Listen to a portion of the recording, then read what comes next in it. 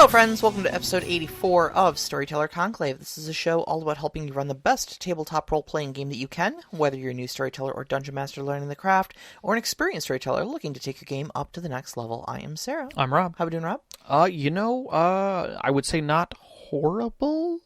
Okay, fair and middling. Yeah.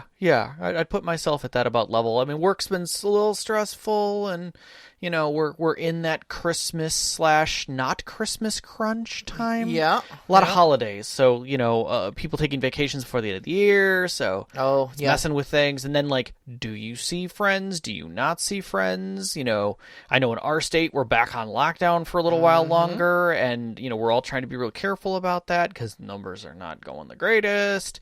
But, just managing the stress. I think that's the biggest thing right now. And, our weekly therapy session is here. Yeah. Time to talk to each other and to our listeners, which is wonderful. Absolutely. We're glad to have you guys out there and keeping us on our even keel. We hope we're doing the same for you. Yeah, absolutely.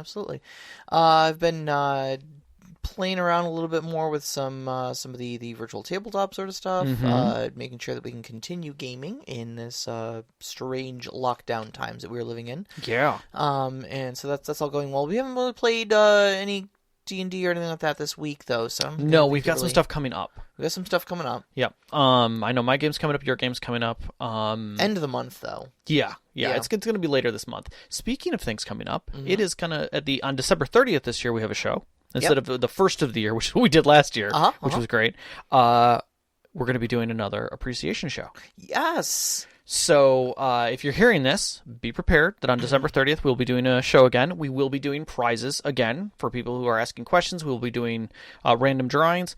But a special offering will be happening this year that we didn't do last year. We are actually going to have some physical prizes. Yeah. We'll be talking about those more later this month. We don't want to give away too much right now, but giveaway. That's funny. But they're nice. They're very nice. They're very nice gifts. We were able to connect with someone that we're going to be doing a review on some of their things, and we'll be posting that and letting you guys know when that's ready to go. So we'll be opening with a live chat for everybody at that that episode. So if you haven't already, tell your friends, tell your enemies, tell your friends' enemies. Yeah. Listen to us live Wednesday night on December 30th. December 30th. Well, I mean, listen to us every Wednesday night at 7 p.m. Eastern Time. mixlr.com/storyteller-conclave. Yep. And if you are live there, join us on Discord in our live show chat. Yep. And you'll be eligible to possibly win some of these. All you'll have to do is make sure that you get on the Discord before the show, before 4 p.m. on the show. I will make sure everybody has their roles, and we will open up the live chat. And we'll have everybody in there to be able to have some of those prizes, and we'll have some fun with it this year. I think it's going to be great. So little Christmas late, but preparing early, I guess. So we'll go with that. But tonight we have a system spotlight. A system spotlight. Yes. We love to keep doing these because I think a lot of role playing circles become very D&D centric. Well, it opens doors, and it opens doors for not only us but you guys, everybody as well. Like to just talk about different games that are out there because a lot of different games do a lot of different things very well. And not all games do everything very well. So yeah, I mean, and not every system fits with what you want to do. Sometimes you need to be able to do something light and easy because you don't want to carry around 50 books. Yeah. Or maybe you're looking to get very deep into something that you just recently read. Maybe you just read, Forgotten Realms books and you're like, oh, I'm so down on this and I want to do that specifically. And that's where you got to lean. But every once in a while you need something different. Yep. Something to spice things up. So here we are tonight. We're going to be talking about Pinnacle Entertainment's Savage Worlds. Yes. Otherwise known as SWADE, the Savage Worlds Adventure Edition. That's right. Savage Worlds Adventure Edition, SWADE. Which is a rules, kind of a rules light-ish. Yeah, it emphasizes speed of play, and reduction of preparation. So you're not getting a lot of realism or detail. It's definitely more toward my side of cinematic and heroism. Yes. Than gritty realism, which sits on your side. Here's the thing: is I'm about realism in my narration and my story. 100%, I agree. But believe it or not as much in my rules. Like I love rules light. I mean, remember, I've been the one steadily advocating advocating for Dread and Warrior Rogue and Mage. No doubt. I'm with you on that. Uh-huh. I'm with you on that. But your brain mechanics tend to go into that, which we talked about reasoning why you had such a hard time getting to where you are even with your current game is you were trying to build a system to make it work. Right. And you're like, whoa. I need to take a step back here. Well, this takes it a step back even further than that. It does. Yeah, it does. Savage World definitely has a rules light system that is different, without a doubt different. And it didn't start all that long ago. No, it really didn't. Because 97 was when Deadlands was published, right? Right, okay. Well, 97, Pinnacle published Deadlands, The Great Rail Wars. Oh, that's right, Great Rail Wars. Which was a miniature war game, much like Malifaux or Mordheim, or some of the other games you may have heard of, or War Machine, I think. Yeah, it was single-figure skirmish. Yes. Yes, not group tactics, but single-figure. And so the rules are greatly simplified down a version of the Deadlands system, which is a Weird West setting. Yes. So you're going to have your supernatural mixed with Wild West. Yes. I remember that. And it focused, like you said, on single skirmish miniatures. However, then it was kind of refined and worked on to kind of make it a little more generic, a little more open for everything. In October of 2007, Pinnacle released Savage Worlds Explorer Edition, which was just a small little paperback version of the rules, and came along with Deadlands Reloaded, which was kind of a new version of the Deadlands rules, and was released at Origins. Oh, okay, yeah. And they did get an award there, if I remember correctly. Yes, they won actually the Origins award for Best Role Playing Game Supplement. Okay, yeah. So yeah, and it wasn't big. It was a simple paperback. Yeah, it was a little paperback thing. Yeah, I think that was really I would, if I remember correctly, those years were the I have a small game years, and here it is, and they were fantastic. There were all kinds of crap that came out at that time that was like rules light, rules simple, small setting kind of stuff that was different. And this definitely fit well into that. What's neat is in 2015, I didn't even know they did this until I looked it up. They created a supplemental converting Rifts, the Palladium system or setting, into Savage Worlds, which is neat. I feel so dumb because we did that entire thing on Rifts and Palladium and stuff like that, and I had no idea Savage Worlds did that in 2015, converted the entire system over there. Yep. I was just up on Drive Thru RPG earlier today looking at Savage Worlds books, and there are 5 or 6 supplements that I saw just scanning through. Oh, there's a bunch that Pinnacle did, which we're going to get into, but there's a ton out there that people added on. Settings, things like, in errata style rules that they threw in. But I think in the last... Now again, this is where it gets a little challenging. In the Explorers, they added chase rules. That was one of the things they added in that was unique about that. But it wasn't until just 2018 when they did the Kickstarter again that they created the Adventure Edition, which is what we know as Suede now. Right. Which was funded in 6 minutes, I found out. Oh my god. Which is pretty cool. And it's only a $10 book now. You can get the PDF on Drive Thru RPG, which is fantastic. Yep, I love that kind of accessibility. I bought a supplement today that was more expensive than the core rules for Suede, yes. Well, I mean, and keep in mind that the Adventure Edition is basically the paperback style. It's just the rules. There's no setting. And that's the one thing that they kind of pride themselves on and I'm going to say this, and I don't mean it in a negative way, it's closer to GURPS in the way that it's handing you a system and letting you take a setting from it. Oh, yeah, absolutely. I heard somebody else who was describing basically Savage Worlds is to GURPS what Pathfinder, or what D&D is to Pathfinder. Over the years, I think, and I've expressed my dissatisfaction, I suppose, with GURPS. It's become just very, very bloated. It tries to kind of do everything, and you have to really sift through to find just those little rules that you want to use. Otherwise, you end up taking forever to do anything in that game because there's so many rules for everything. And I think Pathfinder in a lot of ways has kind of become that too. It's a very granular system for people who do like that crunch. Whereas 5th edition D&D kind of decided, we don't need that level of crunch. We can really strip 90% of this out, and you're going to get a better gameplay experience. Yeah. And I think Savage Worlds did that exact same thing with a generic setting. Or with settingless setting. Settingless setting. A generic, a generic role-playing system. Yes. I'm following you. And so, yeah, you can use Savage Worlds. Savage Worlds is designed for really any style of story you want to tell. There are rules in there for powers and whatnot. There are rules in there for, your firearms, your melee weapons, all that sort of jazz. Magic, weird science, strange creatures. The core rulebook comes with, like, elves and dwarves and gnomes and stuff like that in it. So it already supports fantasy and, obviously contemporary and future.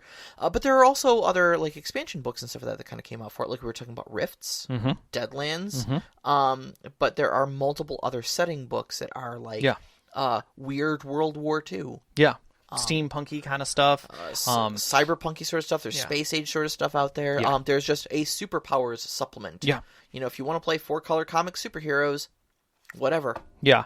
And it is still a semi-tactical game, but definitely heroic. It throws to the realm of heroic, I would say, as a whole, because of the way the system functions. So it is fast, it is quick, it is easy. There's very little you need to get yourself invested in this. The rules seem challenging, but I would say as we discuss them, it's going to sound challenging, but realistically, they're just different. That's the key. That was my experience when trying to learn the system. Yeah. Was it looks like a lot's going on. There's not a lot going on. Yeah. First rule, no D20. No D20. No D20. No D20. There's no D20. There's literally every other gaming implement in this game except a D20. Yeah, stop at D20. You don't need that. Just you need a D12 for get her out the other Ds. Yep. Beyond that, but it does use all the other dice up to that point. You've got your D4, D6, D10, D8, D10. Yes, and D12, and that is your core mechanic of traits and skills. Yeah, those are actually what your attributes and skills are rated as. Yeah. So you don't have like a 15 in strength, you've got a D8 strength. And so anytime you will require a strength check, you'll roll that D8. Yeah. The thing that I like that they do, which kind of throws in a bit of fate to it, if you will, or luck, is that every time you roll a skill or a trait requirement, you get an additional D6. Now, it doesn't add. It just is a different die. Right. And you take the bets. You're always having advantage. It's almost like you're always having an advantage on your rolls. So it's advantageous as a player to you, and you become more heroic. Now, there's numbers games to be played there, regardless of how you look at it, but you're always at an advantage because you're rolling 2 dice. Sure. And especially when you consider that the base target number for every task is 4. Yeah.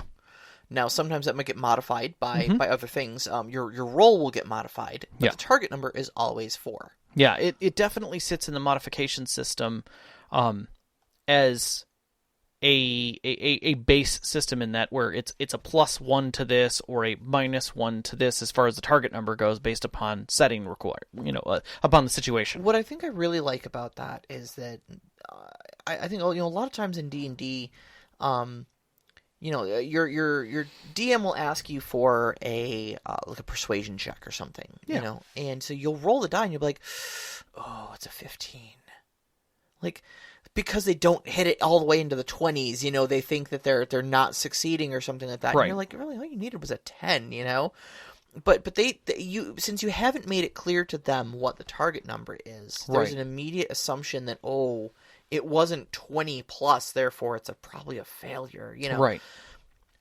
With a system like Suede, you always know your target number's 4. Yep. So when the storyteller tells you, like, okay, give me a hacking roll, -2.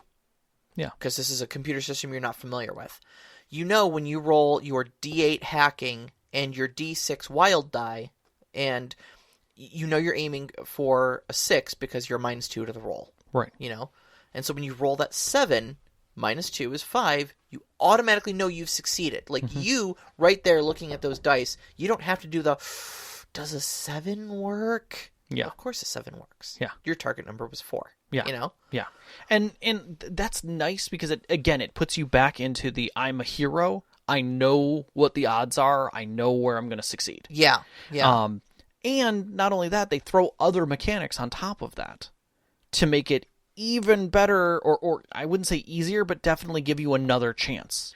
Well, it pulls it in from the realm of success and failure into like levels of heroics. Because I think you're talking about acing. Not just acing, because acing is exploding in my book, because again, I played 7C. Right, so when I roll an 8 on a D8, or a 6 on a D6, or a 4 on a D4, I get to roll again. Yep. And it is accumulative and it's additive for that die. Right. So you can really succeed. If you are lucky enough with a D4, you can roll a 37. It is true. It is true. I've watched people in 7C do what, a 70-something? Yeah. Oh, God. I want to say at one game session, someone rolled 60-10 for something, and rolled 4 10s. Oh, my God. And got to re-roll those. And there were 10s that came off of that.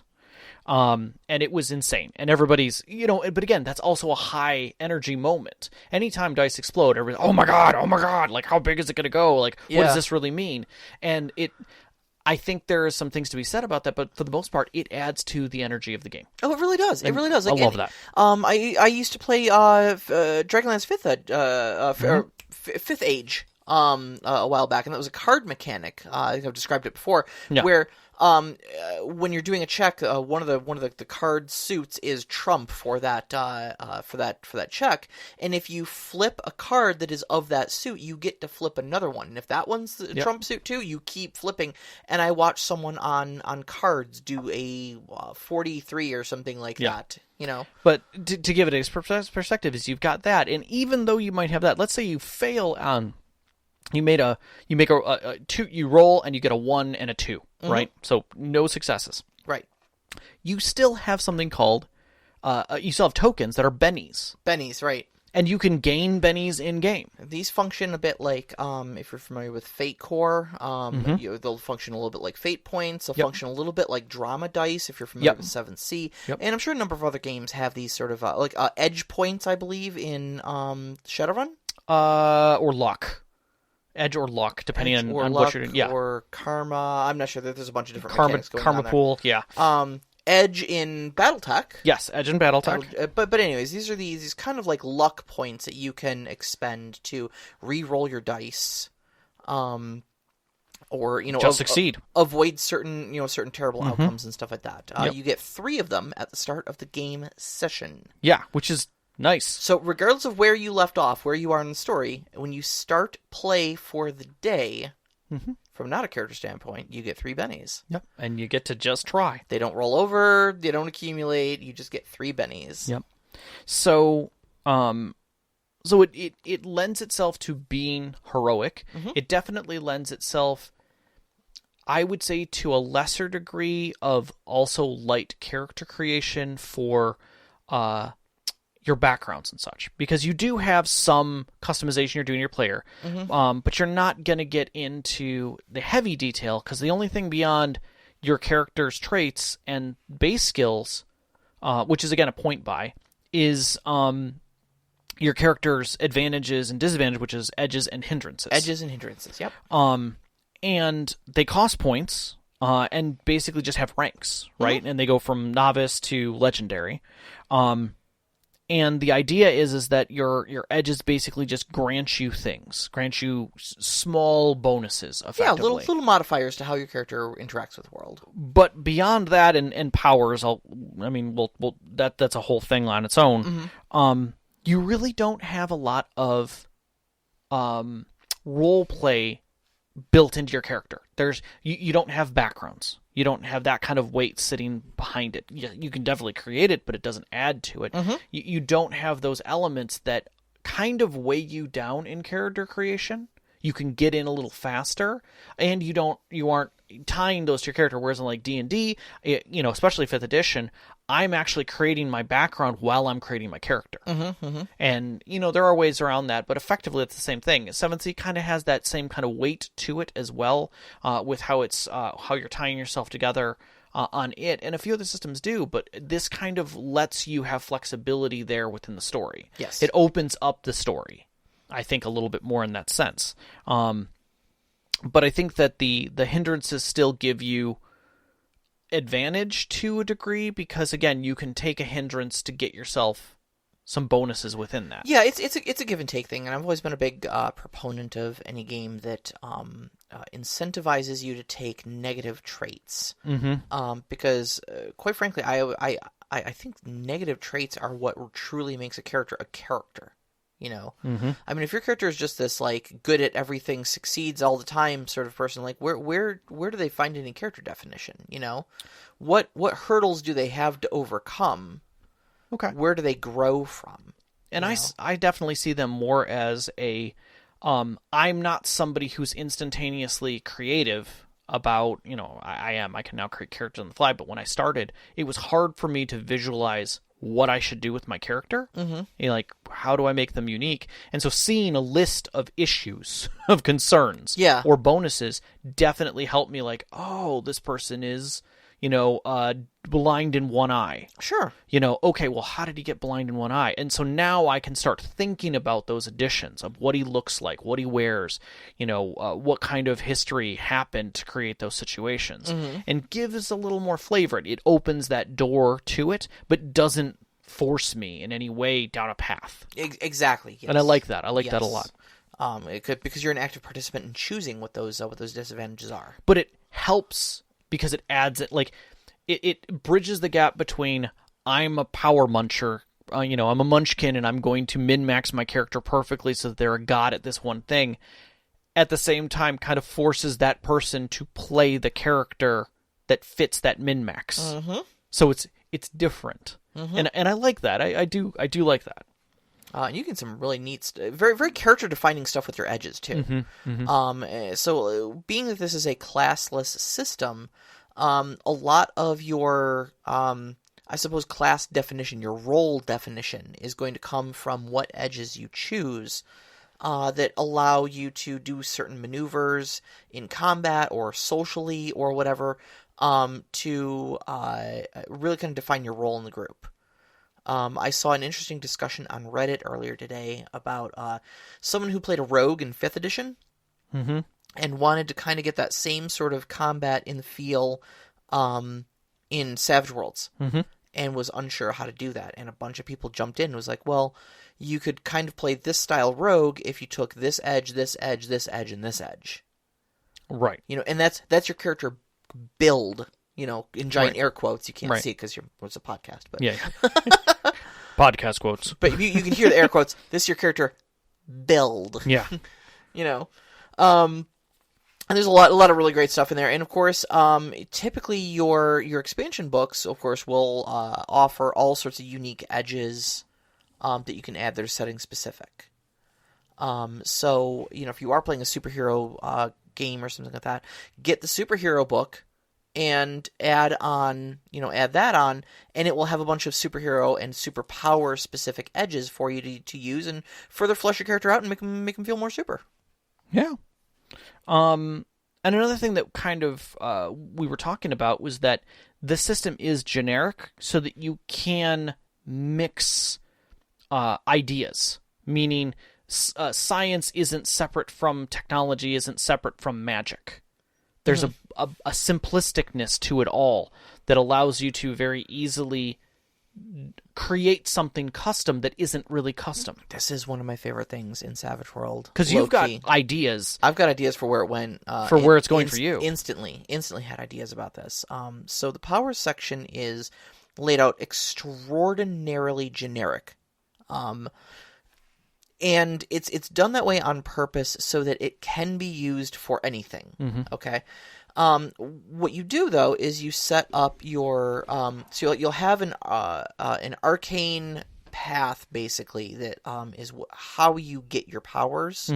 So is it magic? Is it miracles? Is it weird science? Is it high technology? Are they mutant powers of some sort? Whatever, you know. But some of those will define, you know, how many power points you get, how many abilities you can, you know, how many powers you can choose, things like that. Right. But after that, then what you do is you go through the powers list and you customize your own abilities. So the generic version is like blast. But let's be real, okay? A wizard throwing a firebolt. as well as a laser cannon, as well as a remote sniper turret, or Tony Stark's hand things. Tony Stark's little Tony Stark. That's good. That was good. Tony Stark's little hand blaster things. Yeah. Those are all blasts. Yeah. What they are is they are a single target burst of damage that is essentially a projectile attack. Yeah. How many different ways do you need to describe that? You just did. I mean, there's probably 18 different spells in D&D that do that. This is one. Blast. Yeah. What do you want it to do? How do you want it to function? Those are called trappings. Nice. So, you take your blast skill and you say, okay, well, I'm going to customize it with these trappings. Maybe it can only be used in certain circumstances. Maybe it does a little bit of extra damage, but at a sacrifice of range or whatever. And you can customize a little bit about how many power points it takes. How many times you can use it, things like that, and really whittle it down so that your blast is now suddenly your Strategic Homeland Division Shade Tech sniper turret, and it's unique to you. But at its core, it's still just a blast, Yeah. And they've got all your core spells that you would think of, between flight to invisibility to force fields, intangibility, teleportation, speak with animals, putting people to sleep, all that sort of stuff is in there, but in its most purest generic form, so that you can customize it how you need for your setting. And that's wonderful. That makes that puts it back in the realm of, I'm kind of making my setting. Yeah. I'm making my own setting, but at the same time, I'm defining the rules of that setting. What really gets me, though, is that it sparks creativity so much. Because how many times have you had a player come to you and say, hey, can I have this thing that I can't find in the book that, does this? Well, you've got a framework for doing that. Yeah. What you've effectively described to me is a invisibility spell that is a self-target only, one-use item. That's basically an invisibility belt. Yeah, sure, there's a power in the book for it, and I can tweak it with these trappings, and yeah, you can have that. Yeah. As long as you take this edge to be able to use it, bam.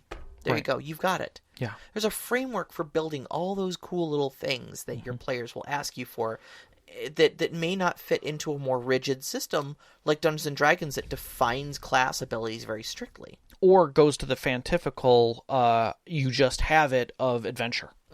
It's like, oh yeah, you just have that. Yeah. Yeah. Like, building Batman in that universe versus building it within Savage World is different, but that's the extreme. It's like, I have to have the item in D&D.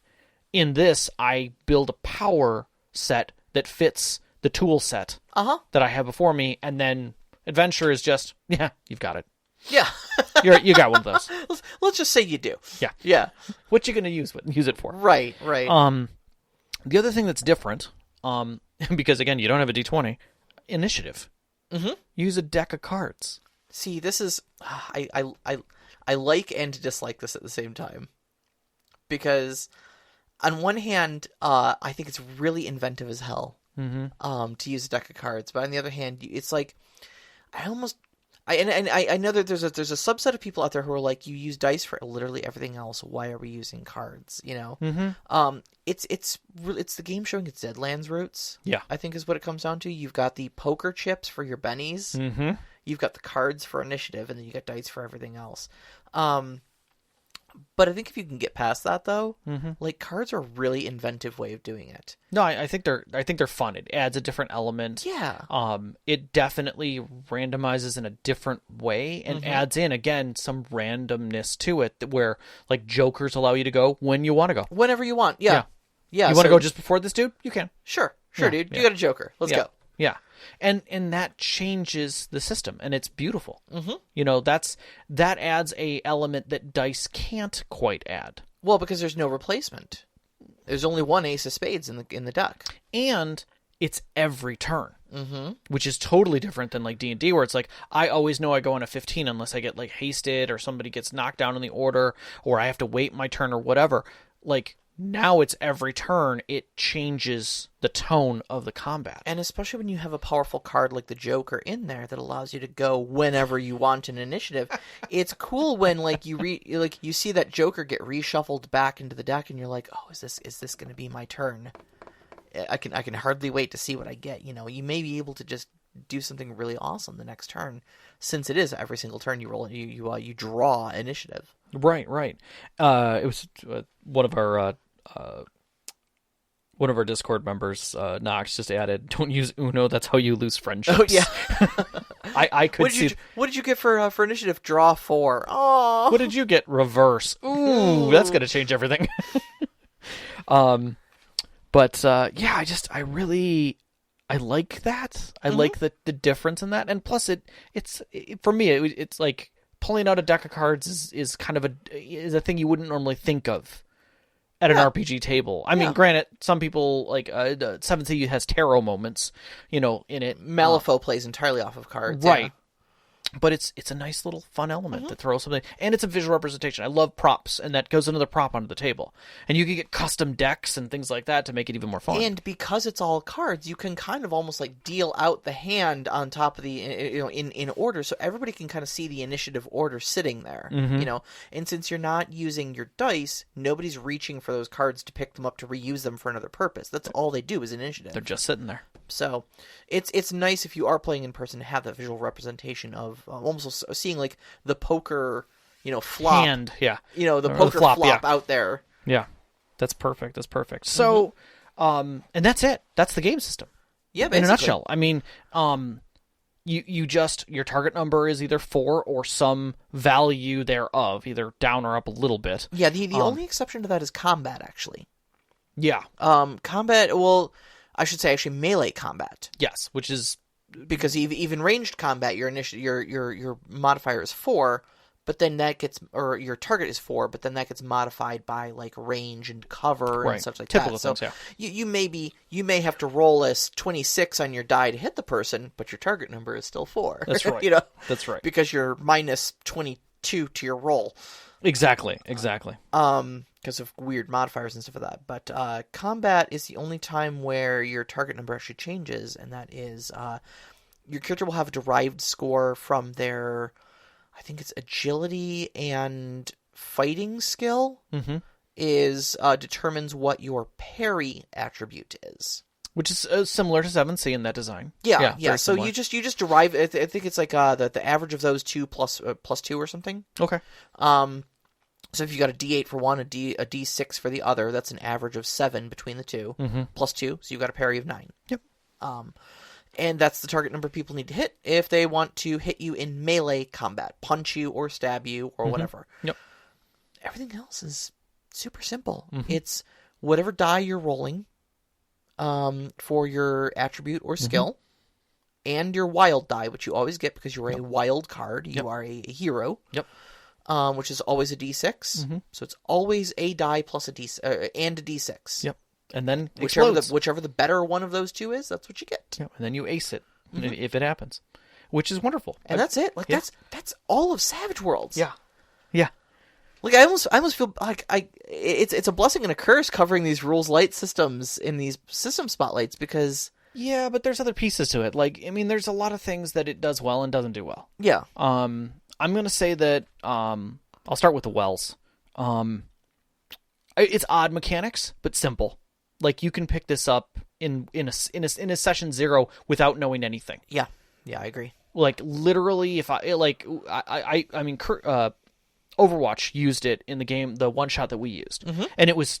I mean, there was very little stumbling. I think we played a total of like 5 or 6 hours. Oh, okay. None of us knew anything except for him. What was the setting you guys were playing? It was a custom setting. Okay. It was just an end of world setting that he had done. Okay. So we just had some fun with it, and it was great. It worked out fantastically. I don't even think he used all of the rules, which was nice, and it just really worked well and didn't pollute the setting at all. It allowed us to just enjoy the system. Yeah. Or not the system, the game. Heroism is high, which I love. Yes. That's huge on my thing. I love seeing heroic players do heroic things. Yeah, it's a system that I knew this would appeal to you instantly, coming from the Shove and See background, because it does make that distinction between heroes and non-heroes. Your characters are wild cards, and that's why they always get that additional D6 to roll, because sure, that's going to make them succeed like tons of times. You're going to be succeeding a lot more than you're going to be failing with that wild die being thrown in all the time. But not everybody gets that. Right. You get it because you're a hero. Yeah. You're special. Yeah, and it allows you to cheer for your players, which is wonderful. The base book is light, inexpensive, available. Super available. And low barrier for entry. And accessible because it isn't 7,000 pages. Filled with, presetting designs. The players can grab it, read the rules, and be done. Yeah. I love those. Yep. One of the things I really like about it, too, is that the other particular trappings of playing Savage Worlds, your dice, your cards, your tokens for your bennies, are all common household items. Yeah. Like, everybody has those things. Everybody has a deck of cards sitting around. If you don't, it's 45 cents at your local, your local, whatever, dollar store, Or you can make it. Yeah. You can just take some 3x5 cards and you're done. Exactly. So, everything is very accessible. You only need one of each die. You don't even need your D20. Nope. There's not even percentile die. It's not even like you need 2 D10. Nope. You literally only need 1. Yeah. You can play the whole game with a single set of dice for everyone. So, again, super accessible in that sense. Yep. And then Benny tokens are literally just anything you can keep count with. Yeah. Anything. You could use quarters. You could use anything. Yeah. Little glass beads. Do people still have pennies?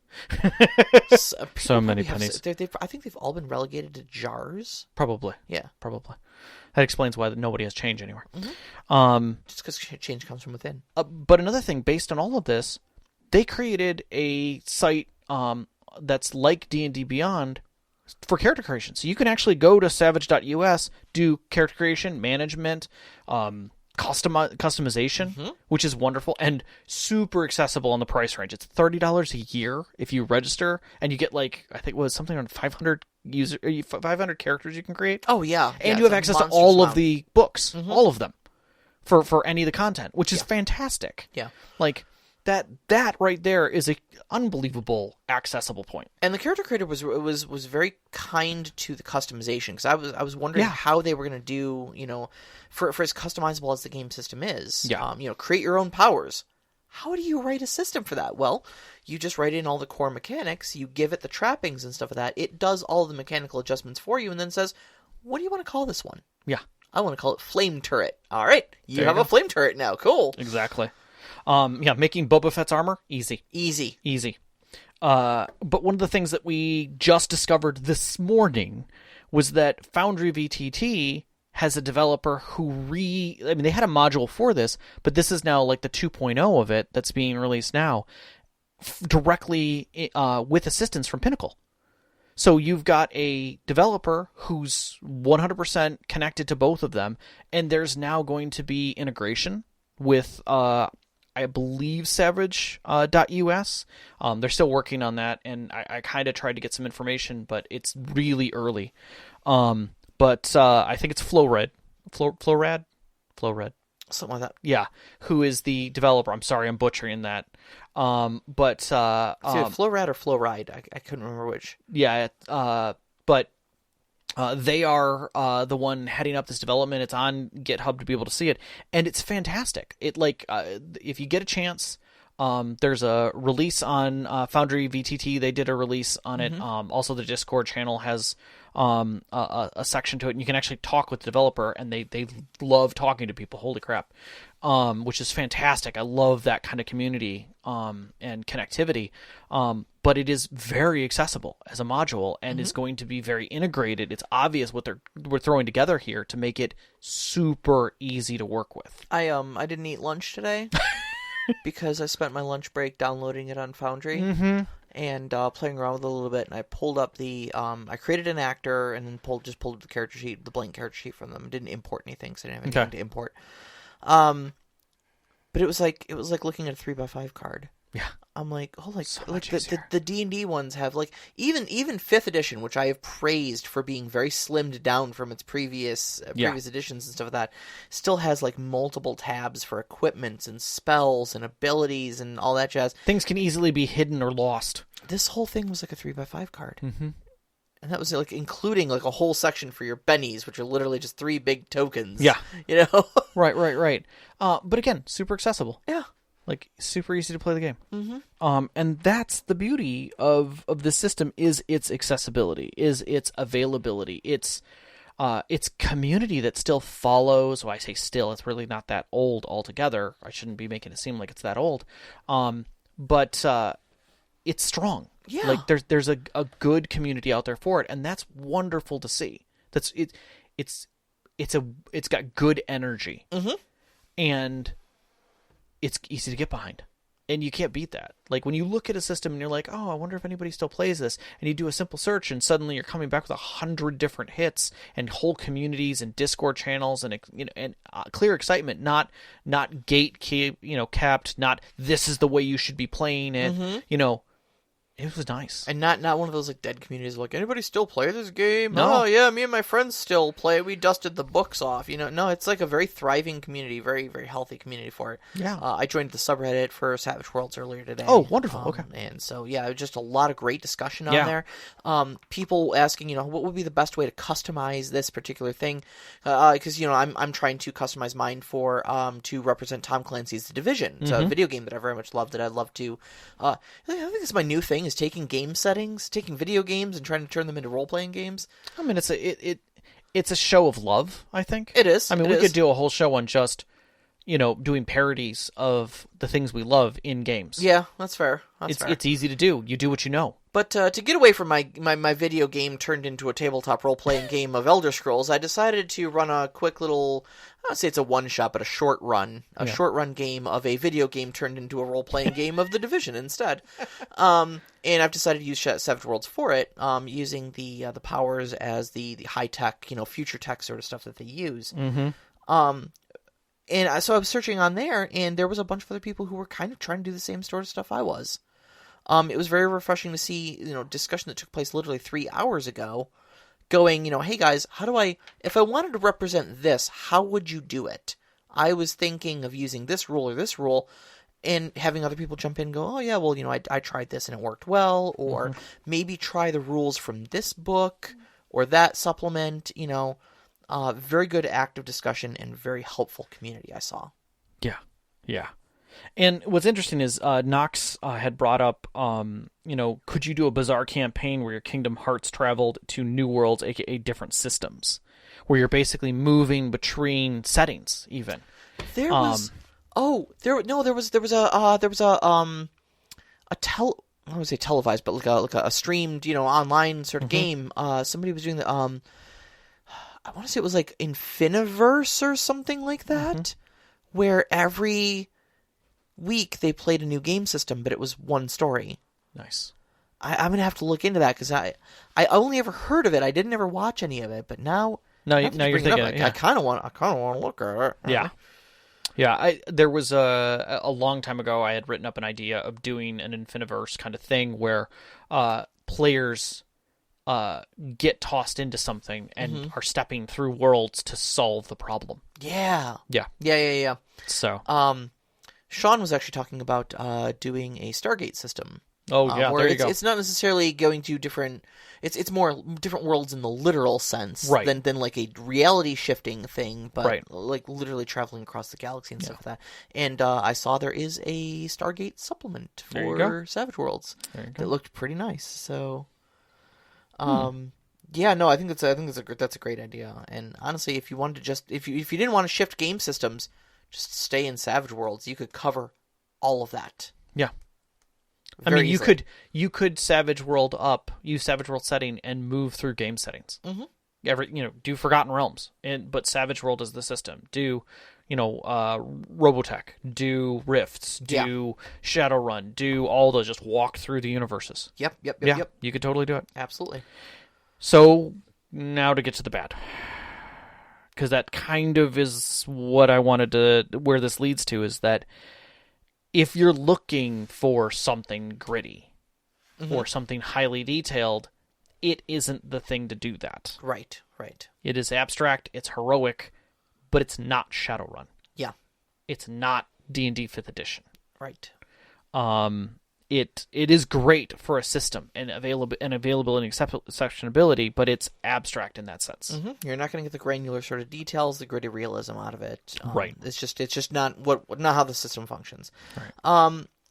I think one of my main concerns with it, and I think I mentioned this a little bit earlier, is that the on the surface, Suede feels like it's a little bit all over the place. Right. Like one mechanic uses tokens, one mechanic uses cards, one mechanic uses dice. All of your different skills and stuff like that use different dice. We're used to, if something uses multiple dice, it will be 2d6 instead of 1d6. 3d6 instead of 2d6. And there are some stuff that roll like that, but oftentimes you're rolling mixed dice in Savage Worlds. And so if you're looking for that sort of comfort and familiarity in your gaming system, the one thing that Suede will kind of throw you a curveball on is that there's a bunch of disparate mechanics all working together. Yeah. Every single one of those is a very simple mechanic, but there's no one core mechanic that kind of unifies the entire game. Yeah. I would definitely agree with that. Also, you're dealing with toolkits to get the distinct flavor, other books. Mm-hmm. So if you're looking like, if you go to the main book and you're like, I really want to do cyber technology, it's not necessarily going to be in that book to give it to you.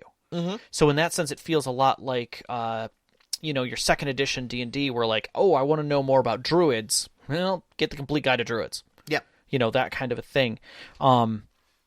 But again, they're very accessible. So I guess that they're more accessible than second edition was in that sense. Yeah, I mean, I think that the thing is nothing prevents you from playing a druid using the core rules. Not in the least, yeah. But at a certain rate, though, you kind of have to build that druid yourself. Yeah, if you want something, you're going to have to go get it from a toolkit. There's nothing in the core rules that will lend itself towards doing anything special. Right. And so, if you do look at, like I said earlier, there's like a superhero toolkit out there. So sure. If you're trying to play a superhero, you can do that with the core rules, but you're going to do it so much better with the superhero toolkit. Yeah, someone's already done it. Go get it. Yeah. Yeah. And that's really what it is they came up with a way to compendium into each one of these toolkits what each does best. Yep. And I think that's great, but at the same time it cuts down some of the accessibility. Yeah, it does. When you have to kind of piecemeal your rule set together a little bit. Right. And that's where I guess costs can start going up, because at that point you're picking up all these toolkits to go along with your core book, and now you're starting to get to like, does it cost me $30 to play this game if I want to play it this way? And the answer is technically yeah. If you've got that focus, but at the same time you could play it a lot later. Yeah, that's true. I mean, playing D&D with, now, because 5th edition has the adventure kit, basically where it comes with the basic rules and a board and cards and dice and everything too, in a module. And I think it's like right now in the, I want to say at one point it was in the $20 range. Yeah. Which is great. I mean, that brings accessibility, and that's really what you want. This definitely lends into that accessibility, because for $20 you could play this game comfortably. Mm-hmm. Yeah, very comfortably. Yeah. So, anything else come off the top of your head? I think the more I learned about Savage Worlds as I was studying up for this particular podcast and reinforcing the knowledge I kind of already had about the system, I'm very excited about it. Mm-hmm. Like I said, I spent my lunch break downloading the Savage Worlds module for it for Foundry VTT and kind of getting that set up. I like that it is already built for miniatures play, so it lends itself very much to the style that I enjoy. Mm-hmm.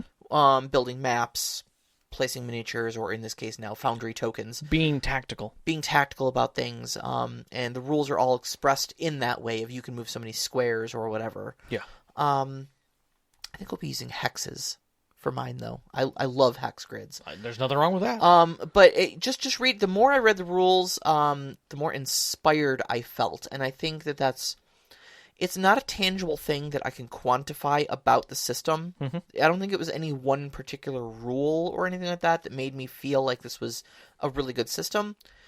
But I feel like it's open enough to let your creativity breathe and allow you to do anything, and I felt very good about that. And the more I read, the more inspired I felt, and the more I wanted to run it. So you'd say, in a word, this system made you feel inspired? Yeah. Yeah. I think for me it's accessible. Absolutely. Like I look at this and I see this is accessible, and I love that. Mm-hmm. I love that. Okay, we've got some good questions. All right. So Knox in the Box throws at us, I'm not even going to pretend to understand acing or exploding dice or anything, but wouldn't having a higher probability dice to ace with, like a D4, which has a 25% chance to roll a 4, Sure. make you able to let it ride and get higher scores than if your skill dice were a higher D6 plus? Which is an excellent point. How likely is something like this to happen? So, we're actually talking a little bit of math, a little bit of probability here. Yeah. So, you use D4 through D12. Sure. A D4 aces on a 4. Right. Which is a 25% chance to roll that on that die. Sure. Bump that up to a D6, and you have a 12.5% chance to roll a 6. Correct. Technically, you will be acing half as many times. Oh, wait, no, not 12 points. Sorry. What is that? It's like a 17% chance. So, yeah, okay. 17% chance. To ace on a D6. Mm-hmm. That goes down to 12.5 on a D8. Mm-hmm. It goes down to 10% on a D10. Mm-hmm. And goes down to, I think it's 8% on a D12. Something like that. 8%. So technically, it's easier to ace and therefore rack up really ridiculous high die rolls on a D4. Yes. But at the same time, that's not what the system's trying to get you. It's trying to get you to a success of a 4. Right, right. So your percentage chance of success on a D4 is the same. On a D6, you now have a 4, 5, or 6. Mm-hmm. And that's really where the system is leaning into it. But I get the whole, like, hey, if I want to get an exploder and have that happen more often, why not just do D4s all the time? Because your failure rate is way higher. Yeah, exactly. So, like, even if I don't ace on that D6 and I roll a 5 instead, I'm already higher than the D4 will ever be. Correct. You know? Right. So somebody did the math. There was a really great discussion that one of our other listeners, Draven, posted on in the general channel of our Discord. Yeah. To a discussion that took place. It was exactly that. Yeah. And somebody crunched the numbers. I'm bad at the math. Yeah.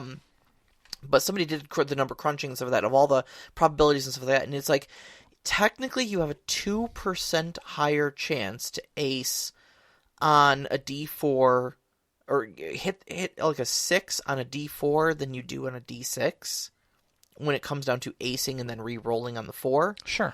But like the benefits you get for having a D6 is so much better than just that 2% little edge case of hitting one very specific number.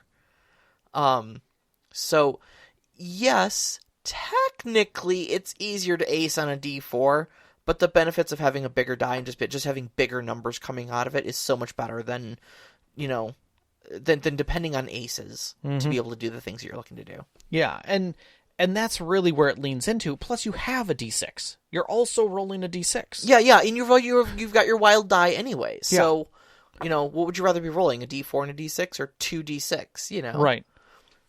I'd rather have successes. Yeah, your numbers are just going to come out higher. So right.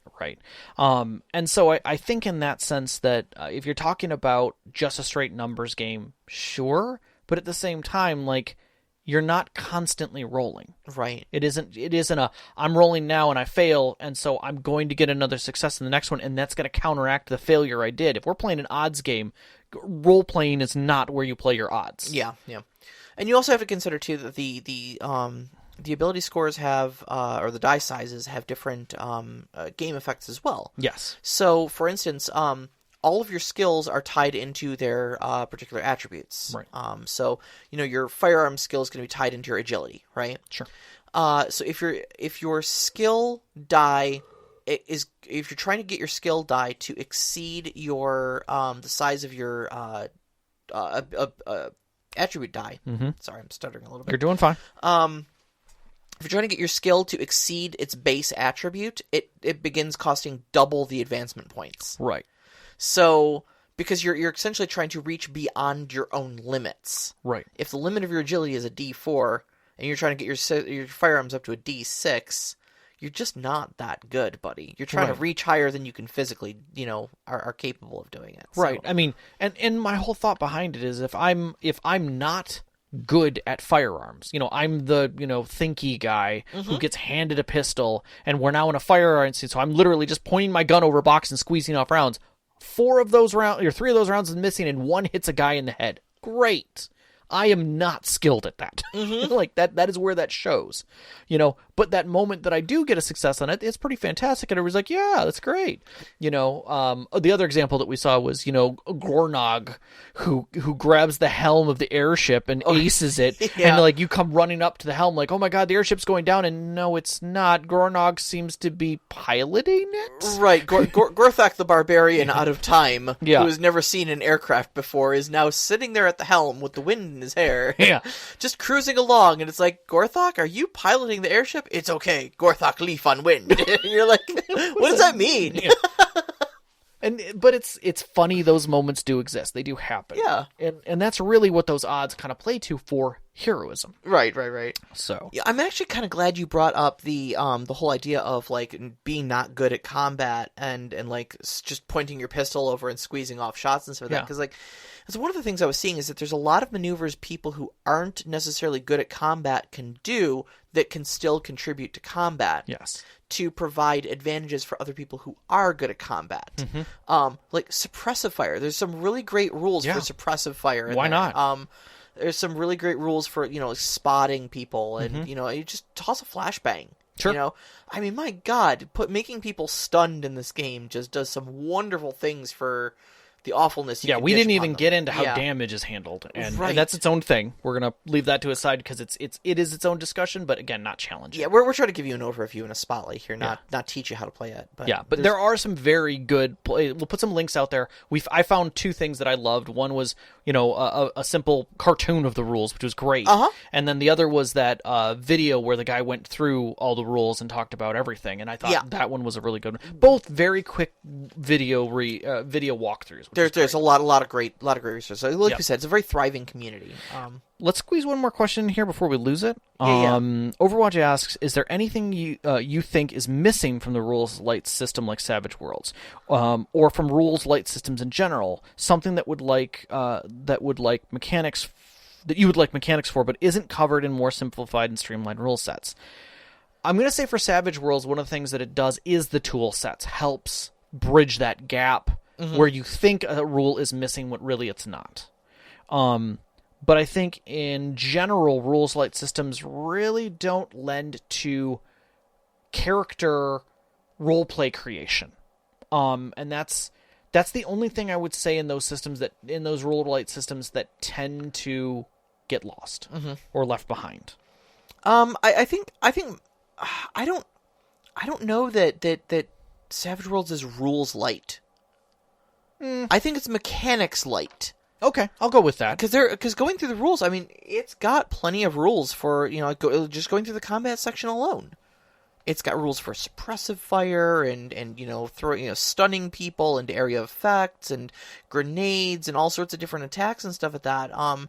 It's pretty in depth, but the mechanics behind everything are just a handful of dice. And so I think that it really just draws a distinction between rules light and mechanics light. It's got plenty of rules. It just doesn't have a lot of mechanics to resolve those rules. But I think you answered the question nicely. I think Savage Worlds covers a lot of it, and what it doesn't cover in its core rules, you can typically find in some sort of a toolkit, or part of the community will help you craft it yourself. There's more than enough stuff that's there to put together. Yeah, and reach out, take a look at if you've got Foundry VTT, I highly recommend get the module. It's light right now, but get on Foundry VTT's Discord, take a look at the community. There's a lot of resources out there to help you, and just look at Drive-Thru RPG. There's a lot of good information out there for the other toolkits. Yep, absolutely. Next week? Next week, we are talking about LARP, live action role play. Where the heck did that come from? It came actually from a contributor suggestion. Awesome. Anyways, you can find us on Twitter at @ST_Conclave, on Instagram at @ST_Conclave. Listen to us live every Wednesday night at 7 p.m. Eastern Time at mixlr.com/storyteller-conclave. And join us up on our Discord. Join the discussion, shoot us some questions, and just share your experiences with other storytellers up there. You can find that link on our website at storytellerconclave.com. Yes. I'm sorry, I don't have it written down. Doing fine. Or we tweet it out pretty regularly out on our Twitter. We'd like to thank our Patreon members, especially our name members, Knox in the Box, Sam, the Arcane Asylum, and Sparkle Motion. We really appreciate all of your assistance and everyone else who helps us every week make this happen. Our pre-show music is by Arcane Anthems. You can find that at patreon.com/arcaneanthems.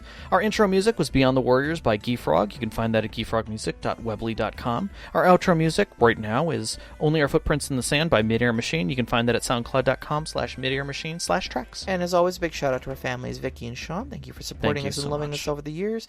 Our family and friends who have sat with us at our tables and shared all these great experiences with us. Yes. And every single one of you, our listeners, we love you so much. Love you. Good night. Good night.